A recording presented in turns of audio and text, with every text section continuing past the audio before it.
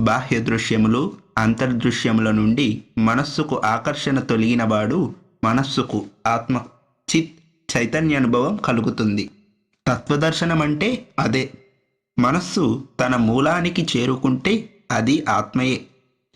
అజ్ఞానవశం నుండి విడుదలవుతుంది.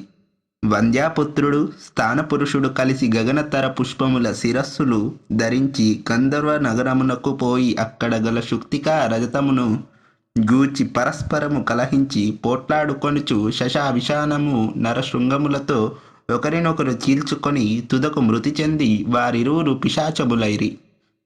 జగత్కారమంతయు ఈ రీతిగానే ఉండును. బుద్ధిమంతుడు జగత్తు గురించి పట్టించుకొనరు.